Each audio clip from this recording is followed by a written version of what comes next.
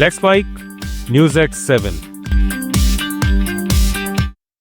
NEET UG paper leak मामले में जांच एजेंसियों ने 10वीं गिरफ्तारी की है।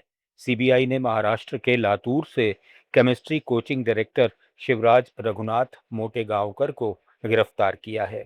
सीबीआई के अनुसार रविवार को की गई तलाशी के दौरान उनके मोबाइल से नीट यूजी का लीक पेपर बरामद हुआ।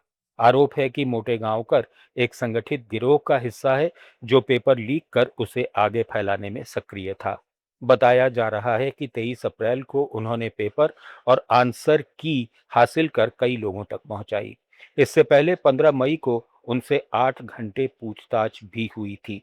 सीबीआई ने उनके कोचिंग सेंटर पर छापेमारी कर कई दस्तावेज और इलेक्ट्रॉनिक उपकरण जब्त किए हैं। मामले में अब तक 10 आरोपियों की गिरफ्तारी हो चुकी है। सुप्रीम कोर्ट ने दिल्ली दंगा साजिश मामले में जेएनयू के पूर्व छात्र नेता उमर खालिद को जमानत देने से इनकार करने वाले अपने पुराने फैसले पर अहम टिप्पणी की है। सुनवाई के दौरान कोर्ट ने कहा कि जमानत देना नियम है जबकि जेल भेजना अपवाद होना चाहिए। जस्टिस उज्जवल भुइयां और जस्टिस बीवी नागरत्ना की बेंच ने के नजीब केस का हवाला देते हुए कहा कि मौलिक अधिकारों के उल्लंघन की स्थिति में यूएपीए जैसे मामलों में भी जमानत दी जा सकती है। कोर्ट ने यह भी टिप्पणी की कि बड़ी बेंच के फैसलों का पालन छोटी बेंचों को करना अनिवार्य है, लेकिन कई बार ऐसा नहीं दिखता। गौरतलब है कि उमर खालिद और शर्जील इमाम की जमानत याचिकाएं पहले ही खारिज हो चुकी हैं और वे लंबे समय से जेल में बंद हैं। दिल्ली दंगों में 53 लोगों की मौत हुई थी और मामला अभी कोर्ट में विचाराधीन है। केरलम के मुख्यमंत्री वीडी सतीशन ने आज मुख्यमंत्री पद की शपथ ली। सतीशन के शपथ के साथ ही राज्यपाल राजेंद्र विश्वनाथ आर्लेकर ने उनके साथ पूरी 20 सदस्यों की कैबिनेट को भी शपथ दिलाई। शपथ ग्रहण समारोह में राहुल गांधी, प्रियंका गांधी, पूर्व मुख्यमंत्री पिनराई विजयन और बीजेपी नेता राजीव चंद्रशेखर समेत कई बड़े नेता मौजूद रहे।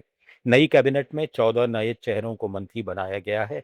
राहुल गांधी ने सोशल मीडिया पर लिखा कि केरल की जनता ने इस सरकार के लिए संघर्ष किया है, उनकी आवाज ही इसे रास्ता दिखाएगी। सतीशन और पूरी कैबिनेट को बधाई। केसी वेणुगोपाल का नेतृत्व सराहनीय रहा। ये जीत हर यूडीएफ कार्यकर्ता और डिजिटल योद्धा की है। अब नए सिरे से काम होगा।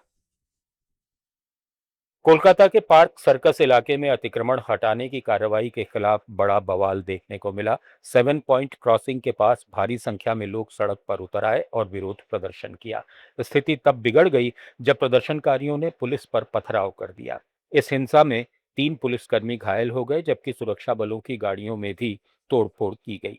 हालात काबू में करने के लिए पुलिस ने अतिरिक्त बल बुलाया। पुलिस के मुताबिक अब तक 40 लोगों को गिरफ्तार किया गया है और इलाके में तनाव को देखते हुए सुरक्षा बढ़ा दी गई है। इस मामले पर पूर्व मुख्यमंत्री ममता बनर्जी ने कहा कि बंगाल बुलडोजर राजनीति में भरोसा नहीं करता और गरीबों को निशाना बनाना गलत है। सुप्रीम कोर्ट में चुनाव आयोग के मुख्य चुनाव आयुक्त और अन्य चुनाव आयुक्तों की नियुक्ति प्रक्रिया को लेकर अहम सुनवाई जारी है।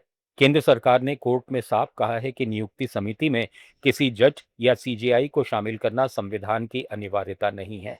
सरकार का तर्क है कि संविधान में ऐसी कोई बाध्यता नहीं लिखी है, इसलिए इसे केवल संसद का नीतिगत फैसला माना जा सकता है।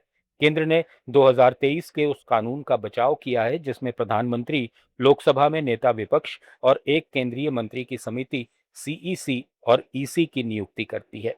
दरअसल मार्च 2023 में सुप्रीम कोर्ट ने अंतरिम व्यवस्था में सीजेआई को भी इस समिति में शामिल किया था, लेकिन बाद में केंद्र सरकार ने नया कानून बनाकर सीजेआई को हटा दिया। अब इस मामले में अगली सुनवाई पर सभी की निगाहें टिकी हैं क्योंकि फैसला चुनाव आयोग की स्वतंत्रता की परिभाषा तय कर सकता है। न्यूज एट 7 में फिलहाल इतना ही। बने रहिए लेट्स माइक के साथ। आप सुन रहे थे let's mic more than radio. Follow कीजिए हमें हमारे सोशल मीडिया प्लेटफॉर्म्स पर। It's time for news. It's time for more than radio. Presenting the first radio news app, Let's Mic. Let's Mic, a news-based app on your phone where you get to watch and listen news, talk shows, interviews, radio show podcasts. On Let's Mic, you get all relevant information of TV,